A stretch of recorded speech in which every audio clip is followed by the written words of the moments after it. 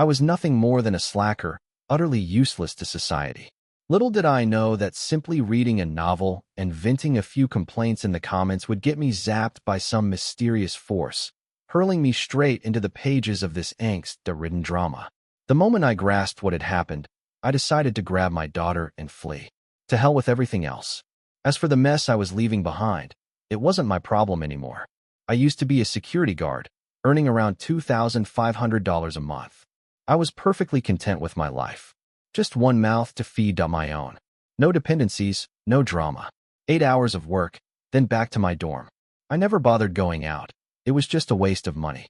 My evenings were spent sprawled on my bed, scrolling through free ebooks online, the cheapest form of entertainment there is. But then I stumbled upon this one novel, called Misery Lit, and it just drove me crazy. What kind of garbage was this? The male lead, the supposed hero, one day had a perforated stomach, the next he was allergic to mangoes or shellfish, and the day after, he just stood there while anyone who wanted to could slap him around. He was supposed to be escaping the people hurting him, but no, he had to wait 7 days, give them another chance, or refuse to sign the divorce papers. When I got to that part, I lost all interest in continuing. It wasn't that I couldn't endure more poorly written novels. I had logged over 10,000 hours of reading and had seen every kind of train wreck story out there. You could say I was immune to bad writing. But this one just made my blood boil. I couldn't help it. I left a comment. Just leave already, you spineless idiot. You deserve all the crap you get. I honestly didn't think anything of it. Just one little comment. And then bam. Some mysterious force sucked me into the book, and suddenly, I was the male lead. I don't even know where to start with this mess. I've long since stopped trying to figure out why I'm here. Thankfully, the plot hadn't reached the part where I'd be systematically destroyed. I'd just arrived. My CEO wife, Isabella Thompson, and her old flame, Alexander Carter, had just returned to the States with his daughter, Sophia. Isabella saw Alexander struggling to take care of his child and thought, "Oh, the poor man. He's having such a hard time." So, she decided to become a surrogate mother to Alexander's daughter. I selectively absorbed the original character's memories. He was an orphan from a small town, who worked his way through college as a server at a hotel. The beautiful CEO, Isabella Thompson, was drugged at a party. The original me happened to be delivering something to her room, and well, she forced herself on him in a one-night stand. And just like that, Isabella was pregnant. After that, Isabella did the responsible thing and married him. Post-wedding, the original me just stayed in Isabella's house, quietly taking care of her, raising their daughter, Lily. Occasionally, he even worked as Isabella's assistant at her company. Only, Isabella never publicly acknowledged him as her husband, and she wouldn't even let Lily call her mom. That's the gist of it. As ridiculous as it sounds, that's the author's setup, and there's nothing I can do to change that. But what happens next? That's up to me. I was planning my escape. To escape, you need money. I looked around the penthouse at all the designer furniture, Isabella's collection of luxury bags and accessories, and a satisfied grin spread across my face. It'd be a crime not to take it, right? We were legally married. She couldn't report me for theft without looking like a fool. Besides, she was loaded. Isabella was busy with company affairs and helping her old flame with his kid, so she wouldn't be paying me any attention. Lily was at preschool. I immediately contacted a high-end consignment dealer, telling them to come over and clear the place out. I didn't care too much about the price. My only demand was that they be quick. The dealer showed up promptly. I urged them to hurry. Anything sellable, I sold the sofa, the TV, the beds, even the fine china in the kitchen. Nothing was spared. When people asked why I was selling everything, I simply told them I had terminal cancer and needed money for treatment. They'd give me pitying looks and stop asking questions. Even the building security got wind of it in the end.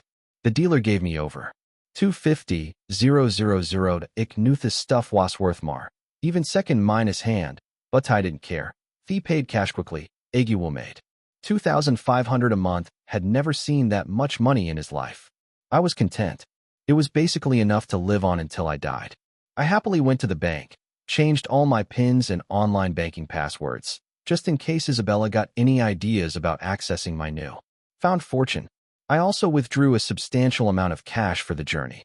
You never know what might happen, better safe than sorry. After all that, I should have just left. But then I thought of Lily. My daughter was 5 this year.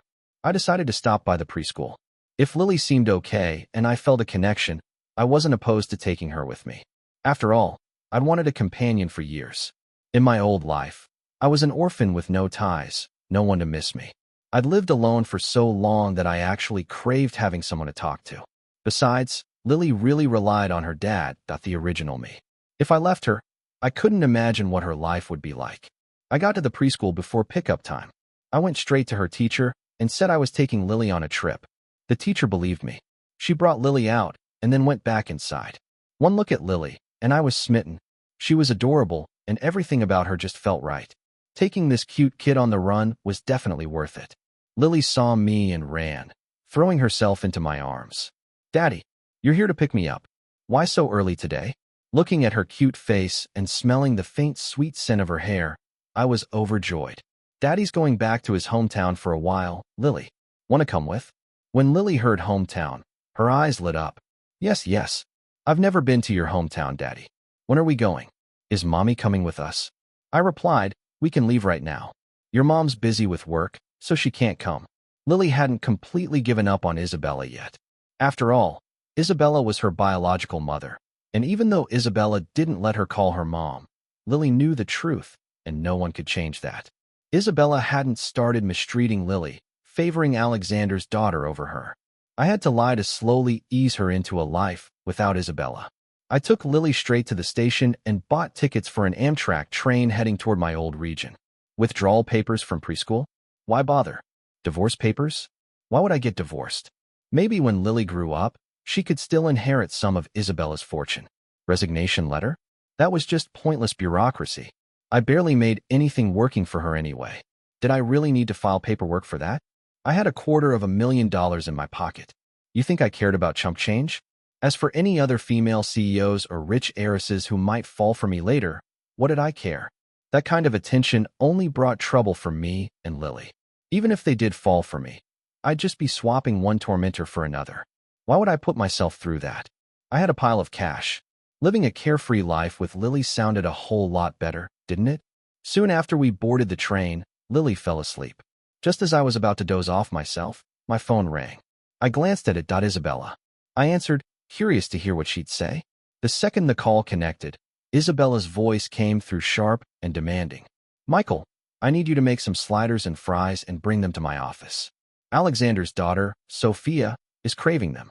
Damn it, Isabella. Are you crazy? If she wants sliders, let her own father make them for her. I snapped and hung up. To avoid further disturbances, I turned off my phone. I didn't delete Isabella's number, though. It might come in handy someday. Then I drifted off to sleep. On the other end of the line, Isabella was probably fuming.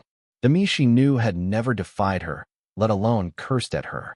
Isabella was probably shouting, "Michael, you've got some nerve. How dare you hang up on me? How dare you call me crazy? Just wait till you get home. I'll deal with you then."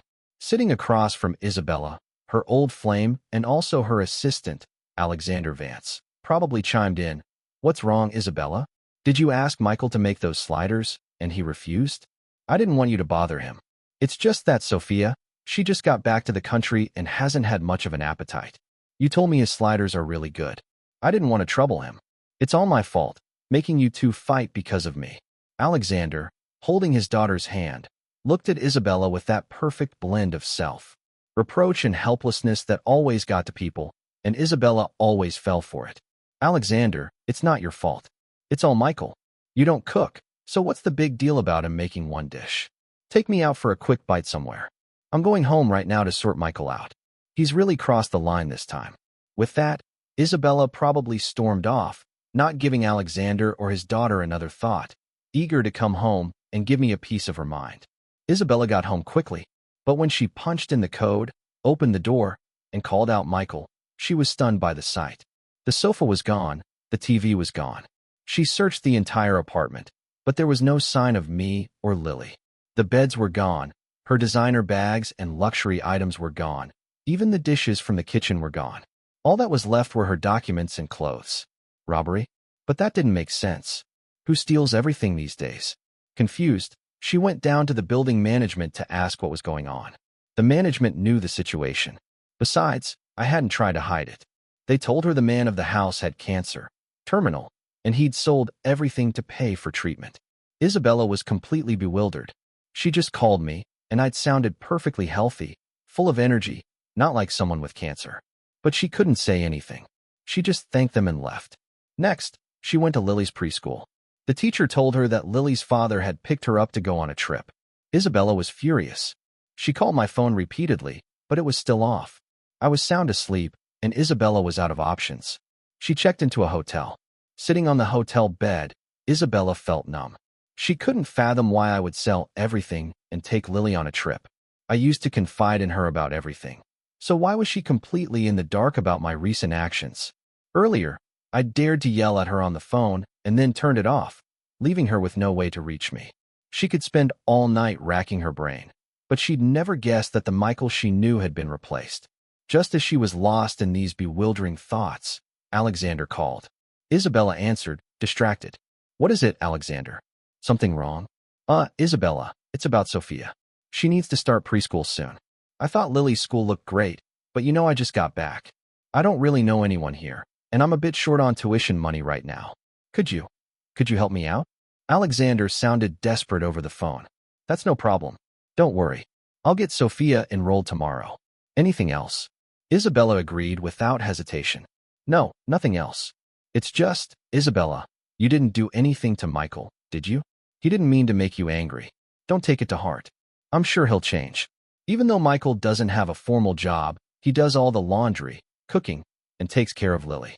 He works really hard. Alexander was at it again, his daily routine of bad-mouthing me and trying to drive a wedge between Isabella and me. If I'd heard what he was saying, I'd have plenty of choice words for him. What a piece of work. He hadn't even seen me, yet he could spin such a tale. He missed his calling as a screenwriter, but he was bound to be disappointed. Isabella hadn't seen the new me, so what was there for me to change? Isabella listened to Alexander's strange ramblings, at a loss for words.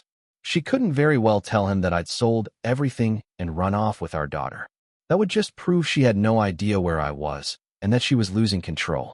So, Alexander didn't get the reaction he'd hoped for. All he heard was Isabella saying, "Don't worry about that. It's my family business. Just remember to bring Sophia to the preschool early tomorrow. I'll handle her enrollment." They quickly ended the call. Alexander frowned. Something felt off, but he couldn't quite put his finger on it. It was the first time Isabella hadn't lashed out at me over the phone after he'd bad-mouthed me. If Isabella didn't yell at me, how would our relationship fall apart? And if our relationship didn't fall apart, how could he get his chance with her? He was thoroughly stumped and decided he needed to step up his game. Isabella put down her phone, gritted her teeth, and dialed my number again. Still no answer. She sent a flurry of threatening texts. Isabella felt like I was slipping through her fingers, and she vowed to teach me a lesson I wouldn't soon forget, to make me realize that I was nothing without her. The next day, Isabella showed up at the preschool with dark circles under her eyes. Not long after, Alexander arrived with Sophia. Alexander was taken aback when he saw Isabella's haggard face. He rushed to her side, concerned. "Isabella, what's wrong? Didn't you sleep well last night?" Isabella was in a foul mood, still unable to reach me and with no replies to her messages. She waved him off dismissively. "It's nothing. Just pulled an all-nighter. Let's go get Sophia's paperwork done." Alexander didn't press the matter and followed Isabella into the preschool. A CEO's connections were impressive. With just a few phone calls, Sophia's enrollment was processed smoothly. Alexander pulled a sneaky move while Isabella was handling the paperwork. He took a picture and captioned it, "Sophia's mom taking her to handle enrollment at XX prestigious academy," then posted it on his Facebook feed, making it visible only to me. Isabella finished Sophia's paperwork quickly and hurried off. The apartment was still empty. She couldn't exactly be homeless, could she? I'd been ruthless in my selling spree, not even leaving her a bed. She had nowhere to sleep and had to hurry and buy some furniture, or she'd be stuck in the hotel. Money wasn't the issue that she could afford the hotel. But Isabella was all about appearances and couldn't stand the embarrassment. Alexander had wanted to invite Isabella for a meal to strengthen their bond, but she had no time for that. Disappointed, Alexander took his daughter to finish the remaining errands. He even deliberately found out which class Lily was in and begged the teacher to put Sophia in the same class. He planned to spread some malicious rumors about Lily. He knew everything about me, Isabella, and Lily, and intended to use the fact that Isabella didn't let Lily call her mom to spread rumors that Lily didn't have a mother, hoping to crush her self-esteem. But his plan was doomed to fail. I had no intention of ever sending Lily back to that school. Without Lily there, who would be his target? Lily wouldn't even hear the rumors. By this time, Lily and I had taken several buses and made it back to my old hometown in rural Pennsylvania. My parents had died when I was young, which was how I became an orphan, but I still had memories of them, and the old family house was still in my name. Using the memories I'd inherited, Lily and I stood in front of it. The lock I'd put on the door when I left years ago was still there, but I'd long since forgotten where the key was. I found a brick and smashed the lock open in a few tries. I went inside to take a look. The yard was overgrown with weeds, but the house itself was in decent shape.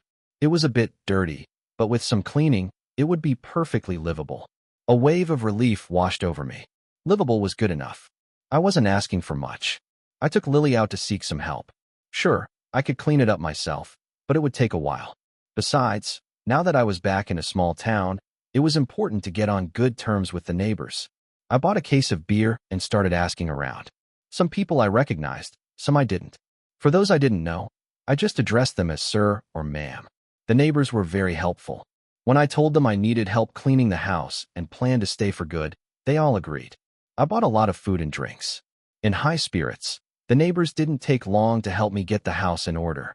Afterward, I treated them all to dinner at the local diner. After a few beers, I was on friendly terms with everyone. They knew who I was now, not some outsider. They told me to just ask if I ever needed anything, and they'd help if they could. I smiled and thanked them. By the time dinner was over, it was dark. Lily and I went back home to sleep. Lily had spent the whole day fascinated by everything in the countryside, chasing dogs and then chickens. She was exhausted and fell asleep quickly. Only then did I have time to turn my phone back on. The moment it powered up, it started buzzing and chiming non-stop. I glanced at it. Isabella alone had called dozens of times and sent a flood of messages. I ignored them. I didn't need to read them to know they were all her cursing me out. On Facebook, I saw the picture Alexander had posted. I took a screenshot, then dismissed it and blocked him. There were also tons of miscellaneous work messages and preschool notifications. I only kept Isabella's contact info. Everyone else's numbers, work group chats, and preschool groups were all deleted or exited. I kept Isabella's number mainly in case Lily needed something. I'd answer her calls if I felt like it and ignore them if I didn't. Who was going to force me? As for getting revenge on Isabella and Alexander, I didn't see the point. I was just a poor guy. Whatever Isabella's reasons, she'd at least fed and housed me for years, and she hadn't started abusing me because of Alexander and Sophia. Since I'd chosen to run, there was no need to hate her. Besides, I was just an ordinary guy. How could I possibly fight against someone as rich and powerful as Isabella? Being here every day was a bonus. No need to make enemies. As for Alexander, it's not that I looked down on him, but with his level of intelligence, without me and Lily as a comparison, he'd probably mess things up on his own. Otherwise, why would he have come back to find Isabella after all these years? He clearly hadn't made it big overseas and was back looking for Isabella to bail him out. Just as I was lost in these thoughts, my phone rang again. It was Isabella. I might as well see what she wanted. If she started yelling, I could always hang up. Yeah, Isabella. Having finally gotten through, Isabella was clearly afraid I'd hang up again, so she softened her tone. Michael, where are you? I can't find you. And why did you sell everything in the house? I needed to play it cool, so I started making up excuses. Oh, that. Lily said she was bored just looking at me all day, and you never played with her. She wanted to go on a trip to clear her head. I wanted to take her on a nice trip too, but I didn't have any money. So, I sold a few things, scraped together some cash, and took Lily traveling. So, when are you coming back? Isabella asked quickly. No idea. Depends on Lily's mood, I guess. I continued to improvise. Well, come back soon. I'm not used to living in such a big house all by myself, Isabella said, sounding a bit dejected. Sure, and with that, I hung up. Who was she kidding? Not used to it. More like not used to not having me around as her life. And servant. I didn't take her words seriously at all. I had no intention of going back. I'd been busy for 2 days and was pretty tired. Plus, I was on my home turf, so I slept soundly. Isabella got to experience me hanging up on her again. She was angry once more. When Lily and I lived there, even if she wasn't overly fond of us, at least every time she came home, it felt like a home. She had a husband and a daughter. When we were all there, the house was filled with life. I'd have dinner ready when she got back, and Lily, even though she couldn't call her mommy, would at least call her Auntie Isabella when she came home. But now, thanks to my little escape, everything belonging to me and Lily was gone. The furniture we'd used together was sold, and there wasn't a single trace of our lives left. In that house, even though Isabella had bought all new furniture and household items, she still felt an overwhelming sense of loneliness. Just then, Alexander called. Isabella answered listlessly. "Hello." "Isabella, Sophia suddenly got sick. Can you come over to my place and help take care of her?" "I don't have any experience," Alexander said frantically over the phone. "If she's sick, take her to the hospital." "I don't have any experience either. I'm busy. Gotta go." Isabella shut him down. She was already annoyed by my disappearance with Lily, and Alexander bringing up his daughter only made her angrier. "Your daughter's sick? Go to a hospital. I'm not a doctor. Besides, my own daughter isn't even here. Why would I care about some goddaughter I've known for only 2 days?" Alexander listened to the dial tone, completely stunned. His daughter wasn't actually sick. He just wanted an excuse to stir up trouble between Isabella and Lily. He'd never imagined Isabella would refuse. He'd thought that since Isabella was so eager to be Sophia's godmother, her affection for him would naturally extend to his child. He'd played his trump card, faking his daughter's illness, and figured Isabella would at least come check on them. This outcome was not what he wanted. If Isabella really didn't care about him and his daughter anymore, what about his debts? It looked like he'd have to take a risk and use his position as Isabella's assistant to embezzle company funds, but that was too dangerous. He didn't want to resort to that unless absolutely necessary. He needed to think of another plan. In the following days, I enrolled Lily in a village preschool. I told the teachers that besides me, Lily had no other relatives, and no one was to take her out of the school, nor would Lily see anyone else. Lily was thrilled. After her first day, she came home and told me she loved her new school. Here, they didn't have to learn a bunch of random subjects. Besides essential academics, the teachers spent the rest of the time playing games with the kids. She'd also made a lot of new friends. As long as Lily was happy, that was all that mattered. I'd thought she'd need some time to adjust, but since she was happy, this was good. Apart from taking Lily to preschool, I basically became a hermit. When the townsfolk asked if I didn't need to work, I told them I'd worked too hard over the years and ruined my health, so I couldn't do strenuous labor anymore. A joke. I was sitting on a pile of cash. Why would I need to work for someone else? No chance. Working was exhausting. Wasn't just chilling out way better? Besides, as long as I wasn't an idiot, could I even spend all my money? Isabella called me whenever she had time. If I was in a good mood, I'd answer and tell her where I was traveling. If I wasn't, I'd just ignore the call. The people in the village didn't have many ways to make money. Their main source of income was the fruit orchards covering the hillsides. Harvest season was approaching, but this year, the buyer they'd arranged with had suddenly bailed, with no explanation given. The villagers were all scrambling to find a way to sell their fruit. My neighbor, Mr. Thompson, came to find me. He figured that since I'd spent time in the big city and was a college graduate, I must have some ideas. I listened to Mr. Thompson's request and told him they could try live streaming to sell their fruit. As for the specifics, they'd have to figure out themselves. I wasn't going to manage it. I just offered ideas. How it turned out was their business. Mr. Thompson thought my idea was feasible and left my house in high spirits to discuss the details with the others. I enjoyed a few more peaceful days. I never would have imagined that one day, Isabella would show up in my old hometown with a posse. Hearing Isabella yelling my name from outside the gate, I was completely dumbfounded. Later I realized I knew nothing about how rich people operated. All this time I'd been giving Isabella the runaround, not a single straight answer. She eventually figured something was fishy and used her connections to track me down. I hadn't exactly been trying to hide, so soon enough, she'd pinpointed my current location. Without me and Lily there as a contrast, all of Alexander's and his daughter's schemes fell flat. Isabella wasn't a complete idiot. Watching their daily performances was making her increasingly uncomfortable.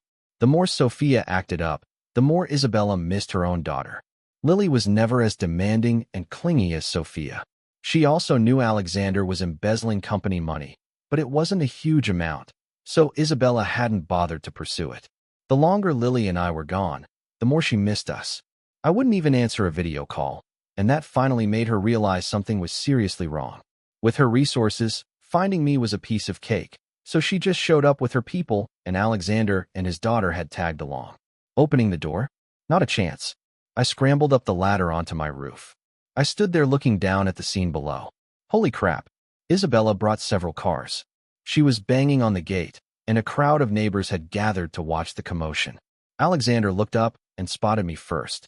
Michael, how could you? No way was I letting that bastard Alexander speak.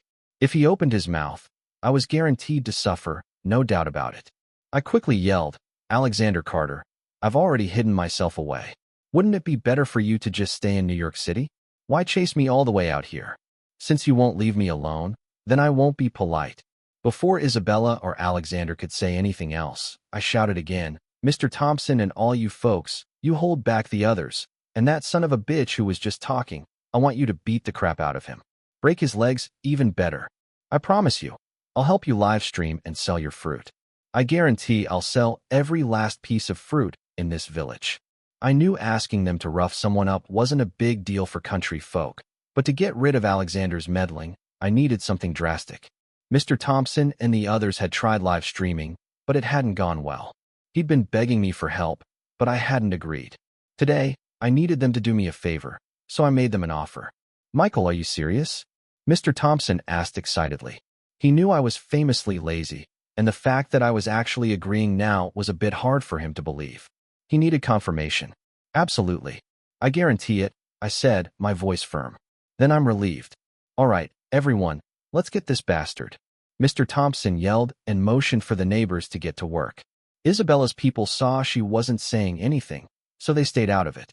Soon, Alexander was beaten to a pulp, and one of his legs was clearly broken. Mr. Thompson, afraid they might actually kill him, told everyone to stop. I shouted again, Mr. Thompson, call an ambulance for him. Get him far away from here and don't let him talk. I'll cover all the expenses. The neighbors quickly carried Alexander off, and his daughter was crying and chasing after them. I was genuinely terrified of Alexander speaking. I'd believe it if you told me his words could conjure demons or something. Better to get him out of sight before anything else. It all happened so fast. Isabella hadn't even processed it before it was over. What surprised even her was that watching Alexander get beaten, even seeing his leg broken, didn't stir much emotion in her. Right now, she only cared about Lily and what I was thinking. Why had I lied to her? Where was Lily? That was her main concern. Only then did I look at Isabella. This was the first time I'd seen her in person. She was indeed breathtakingly beautiful. No wonder the original me had willingly stayed by her side for so many years without recognition or status. But I wasn't the original me. I looked at Isabella and said, Isabella Thompson, what are you doing here? Here's my question. Isabella immediately became agitated. You're my husband, and Lily is my daughter. What do you think I'm doing here? The neighbors gasped hearing Isabella's words. He has a wife? A wife this beautiful? They'd all assumed Lily was adopted. The people Isabella brought were also shocked. They knew me, knew I'd been Isabella's assistant, but they never would have guessed I was their CEO's husband or that we had a child. I wasn't about to agree with her. I shot back. All these years, Isabella Thompson, have you ever once treated me like your husband? You wouldn't even let Lily call you mommy. How dare you say Lily is your daughter? Have you ever cared for her? Have you ever taken care of her? Don't you already have a daughter who calls you mommy? What are you doing here looking for us? The crowd below looked like they'd just stumbled upon some prime gossip. Isabella hadn't expected me to air all this dirty laundry in public, and her confidence immediately deflated. I just saw Alexander, a grown man struggling to take care of his daughter, and I wanted to help him. As for your status and Lily, I can fix that immediately. Just come home with me and Lily. How could I possibly believe her? Isabella, that's easy for you to say. Who was it that ditched me and Lily on her birthday to rush off to the airport to pick up Alexander Carter? Don't think I don't know Alexander is your old flame, and you're still hoping to get back together with him. You even let his daughter call you mommy, something your own daughter never got to do. After all that, if Lily and I didn't run, were we supposed to just sit around and wait for you to cheat on me? Isabella became frantic. That's not true. Don't imagine things. Alexander and I dated, yes, but then he went abroad. I'm married to you, and we have Lily. This time, After you and Lily left, I missed you both terribly. I've barely looked after his child since. What more do you want from me? Just come home. If you're still worried, I'll send Alexander to prison. He embezzled company funds, and I have all the evidence. Isabella tried to persuade me, downplaying her actions. I still didn't believe her. I had no desire to go back and continue waiting on her. Just give it up. Lily and I are not going back with you. Are you really not coming back with me? Isabella asked again, a hint of anger in her voice. Not going back, I replied decisively. You're forcing my hand. Don't blame me. Then Isabella said, gritting her teeth. Nice try, lady. I want nothing, and I fear nothing. What are you going to do to me, Isabella? This is my turf, however. But something completely unexpected happened. Isabella played dirty. She went straight for the jugular with a full-on personal attack. I watched as Isabella fiercely pinched her own thigh a few times, hard enough to squeeze out a few tears. Then, she turned to my neighbors and launched her offensive. Boom. Uncles, aunts, sirs, ma'ams, I'm Michael's wife. This heartless man abandoned me in New York City and ran off with our daughter. I never did anything to wrong him. I certainly never cheated on him. All I want is for him and our daughter to come home and live a good life with me, but he just won't agree. Isabella wailed, tears streaming down her face as she constantly dabbed her eyes. The neighbors looked on, their hearts softening. One soft-hearted older woman couldn't stand it anymore. She stepped forward and took Isabella's hand. There, dear. Don't cry. Let me try to talk some sense into Michael for you. Isabella's eyes lit up for a split second, but she quickly hid it, still sobbing as she said to the woman, Really? You can help me persuade Michael? Don't worry. As long as you can convince Michael and Lily to come home with me, I'll buy all the fruit from your village, no matter how much there is. The old woman heard Isabella, and so did everyone else around. They all started asking, Michael's wife, are you serious? If we help you get Michael back, you'll really buy our fruit? All of it. The neighbors had dropped the polite dear and were now calling her Michael's wife, trying to get on her good side. Isabella, hearing them call her Michael's wife, practically purred. Of course. As long as you can get Michael and Lily to come home with me, I'll buy not just this year's fruit, but future harvests too. I'm rich. This is chump change to me. The neighbors were ecstatic. This was a golden goose they couldn't afford to offend. They had to keep her happy, which meant I was about to get screwed. No wonder they used to call unworldly folks easily swayed. These people were easily bought all right. A few promises, and they were completely won over. Michael's wife, don't you worry. We'll definitely get Michael and your daughter to go back with you. If we have to, we'll tie them up and send them back. That was Mr. Thompson. I was floored. Suddenly standing alone on the roof, I felt a profound sense of desolation. Damn it. These damn hicks were going to be the death of me. Michael, son, we don't want to do this. We're all from the same village.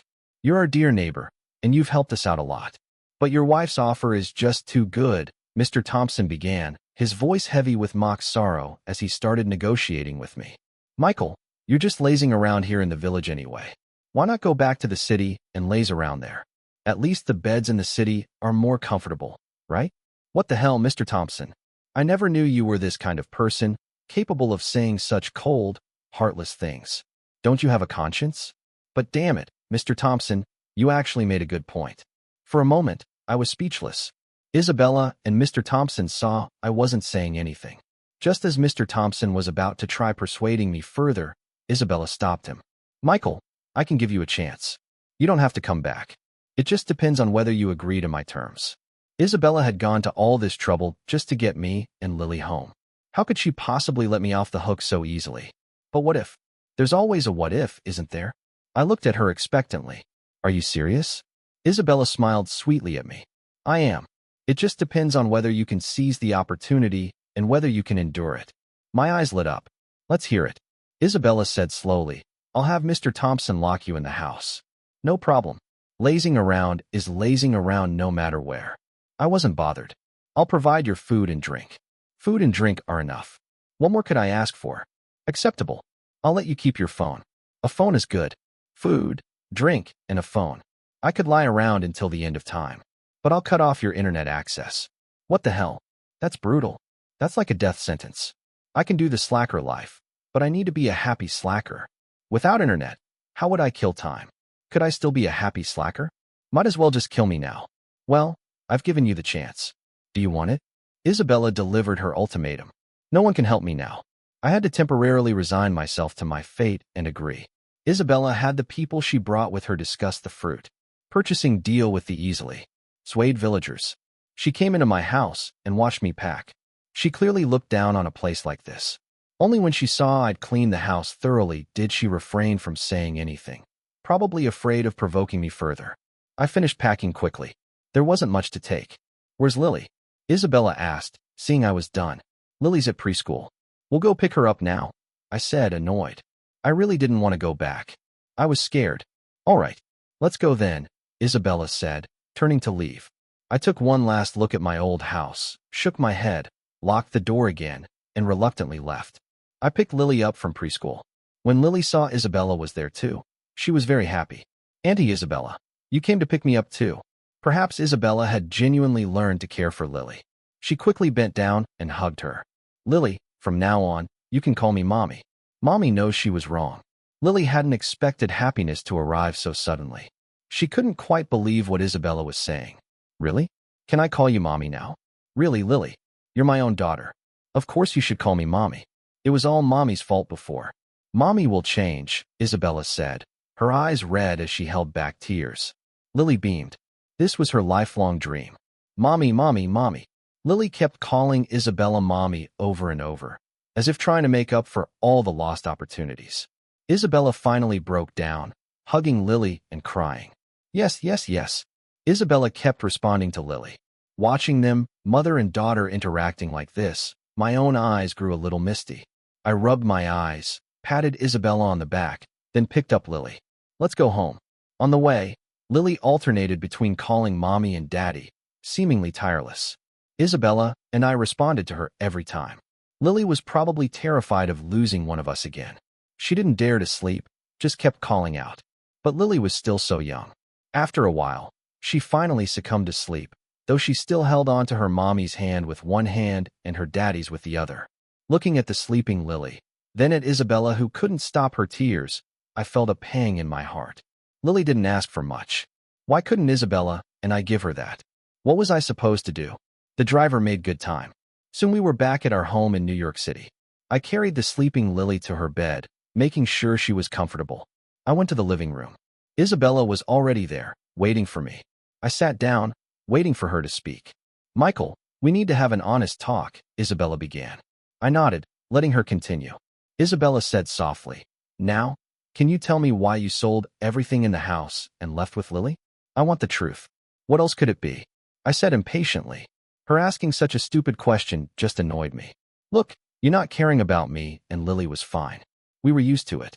We all lived together, and we still saw you every day. But the moment Alexander Vance came back, you ditched us on Lily's birthday to go pick him up. We didn't say anything. Then you let Alexander's daughter call you Mommy, while still not allowing Lily to. You had another daughter, so you cared even less about us. What were we supposed to do but run? Were we supposed to stay and fight with Alexander and his daughter for your affection? Lily and I aren't that worthless. We're not going to fight for it. Can't we just leave? Seeing my agitation, Isabella quickly said, That was all my fault. I admit it, and I apologize to you and Lily. I will never do anything like that again. And after you left, I immediately realized that Lily is our real daughter. I should be good to Lily. Besides, Lily is so well behaved, while Sophia just clings to me all day, demanding things. She drives me crazy. I also realized that Alexander has changed. He's not the person he used to be. He even embezzled money from my company. I didn't want to hear it. Being good to someone isn't about words, it's about actions. What are you actually going to do? Isabella thought for a moment. I'll pick Lily up from preschool every day. In the evenings, I'll play with her, read her stories, draw with her. On weekends, I'll take her to amusement parks. I'll start with that. If I think of more later, I'll add it. Hearing that, I was somewhat satisfied, but I was still a little uneasy. What about Alexander and his daughter? How are you going to deal with them? Isabella gritted her teeth, as if making a monumental decision. I won't see them again. I'll hand over the evidence of Alexander embezzling company funds to the police. Once he's recovered, let him go to jail. As for his daughter, let the police handle her too. Whether she goes to relatives or a foster home, I won't be involved anymore. What do you think of that? I was afraid of more surprises. Then you need to write a guarantee. And Alexander's leg, don't let it heal properly. He needs to be disabled, at least enough so he can't run. I'm worried he'll try to escape prison. That kind of thing isn't too difficult for you, is it? Fine. I can agree to all of that, Isabella said readily. I don't care what you say. I need to see what you do, I said, not easily convinced. Also, from now on, I'm not cooking or doing housework anymore. I might not even go out to work again. Do you agree to that? Isabella smiled. I'll make sure you're satisfied. You don't have to cook or do chores. Do it if you feel like it, don't if you don't. And you don't have to work. I'll look into how you've been living these past few days. If you can lie down, you absolutely will not stand. I can cook too. From now on, I'll cook for you and Lily. If I really can't, we'll hire someone. I have plenty of money. As long as you and Lily stay by my side. These days without you, I really haven't been myself. I don't even know what I need so much money for. I cut her off. No matter what you say now, I'm gonna watch what you do. If you still don't satisfy me and Lily, I'll take her and run again. But this time, it won't just be running. I'll wait until Lily is grown, and then I'll come back and drag you to hell. Isabella knew I was just a broke kid from a small town, but seeing the look in my eyes now, she felt a sudden chill. She believed that the current me wasn't just talking. I really might have the ability to drag her to hell. With that, I went back to my room to rest. And you know what? Mr. Thompson was right. Damn, that old coot hit the nail on the head. The beds in the city really are more comfortable than the ones back home. For the next few days, apart from occasionally bonding with Lily, I did absolutely nothing. Isabella kept her promises. She not only wrote a formal guarantee, but also sent Alexander to prison. Alexander's daughter was placed in foster care by social services. Alexander's life was pretty much over. His leg was permanently crippled, and he was drowning in debt. He was in for a world of hurt. Most days, Isabella did the cooking. Only when she was extremely busy would she order takeout. She handled almost all the housework. These were also Lily's happiest days. Every day, her mom took her to and from preschool. Her mom also spent a lot of time playing with her. She felt incredibly happy. She wished these days could last forever. One evening, after I'd eaten my fill and put Lily to bed, I contentedly opened my phone and lay down on my bed. Just then, Isabella came into my room. I noticed she must have just showered. She was wearing a silk nightgown. I had a pretty good idea why she was in my room at this hour. So, Your Majesty, how have my efforts these past few days met with your approval? Isabella said, seating herself on my bed without invitation. I hadn't expected Isabella to suddenly come into my room, much less sit on my bed like that. I stared at her wide-eyed, nearly getting a nosebleed. I was still a damn virgin, for Christ's sake. I mean, I had some theoretical knowledge, but I'd never experienced an assault on the senses like this. I completely missed what she said, mesmerized by the expanse of pale skin before me. Isabella, seeing I wasn't responding, waved her hand in front of my face. What are you staring at? I asked you a question, Your Majesty. She followed my gaze, then quickly clutched her nightgown tighter and muttered, pervert. But she didn't leave, still waiting for my answer. I finally snapped back to reality. What did you ask? Sorry, I didn't quite hear you. Isabella's face immediately flushed. I just wanted to ask if you were satisfied with what I've been doing these past few days. Is there anything I haven't done well enough? I thought for a moment. Not bad. Keep it up. Things are good like this. The most important thing is that Lily is happy. What about you? What do you think of how I've been treating you? Isabella pressed me. You've actually been pretty good to me lately. It's just, I was about to continue, but Isabella cut me off. I know I was bad to you before. It's understandable that you're upset and angry with me. I used to think you were just after my money, but you never thought that way. You just wholeheartedly took care of me and our daughter, while I always treated you both coldly. That was my fault. But after you left, I realized how much I really need you both. I realized how terribly wrong I was. I chose to marry you and have a child for my own reasons, and then I didn't treat you well. That was my mistake. Seeing other people with their husbands and daughters, those warm family scenes, I envied them. I have a husband and a daughter too. Why couldn't I be happy? I thought about it for a long time, and I decided I want to live a good life with you. When I called you, you were always so dismissive. It took me a long time to realize something was wrong, and then I investigated your whereabouts. When I found you, I realized you'd left because you were so disappointed in me. That's why you lied to me. So I brought people to your hometown and did everything I could to bring you back. I want to cherish what I have. Alexander and his daughter, what do they matter? They're not what I need. Michael, I've told you everything I wanted to say. Do you have any desires for the future? I'll fulfill them. Hearing Isabella say so much, it seemed her perspective had somewhat normalized. What desires could I have? As long as Lily is raised well, that's enough. I'll take care of raising Lily too. I mean, do you have any ambitions? Isabella continued to ask. I was a bit confused. What ambitions could I have? I don't have any. Right now, all I want is to be able to lie around comfortably. Isabella got agitated. How can you only think about slacking off? Shouldn't you have some loftier ideals? I said slowly, my highest ambition right now is to slack off. Is there a problem with that? Isabella suddenly looked a little uncomfortable. Haven't you ever thought about, carrying on the family line, having a son or something? I was momentarily stunned. I haven't thought about it. Besides, I can't exactly. I'm willing. I'm willing to have a son for you. Isabella blurted out before I could finish, perhaps wanting to compensate for all her years of neglect. I looked at her incredulous. Really? Isabella nodded. Then, as if stealing her resolve, she slowly slipped off her nightgown and threw herself into my arms. Even if I were a man of iron will, I couldn't resist this temptation.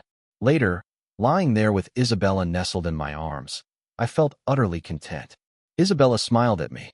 Honey, your highest ambition might not be achievable anymore. I chuckled. How could it not be? My demands aren't high. As long as I have food and drink, I can slack off. Besides, you're so rich. I don't even have a choice but to slack off. A cunning glint appeared in Isabella's eyes. Well, since you chose to have a son, if I give you one, wouldn't that mean I can't work for at least a year, maybe more? And you wouldn't want to just abandon such a big company, would you? So, wouldn't you have to manage the company? And if so, wouldn't that mean you can't slack off anymore? Holy crap. What Isabella said was very likely true. Was my life of blissful inactivity over just like that? Thinking of this, I smacked myself hard on the forehead. Damn, I was careless. Why couldn't I resist a little temptation? Now my slacker days were gone.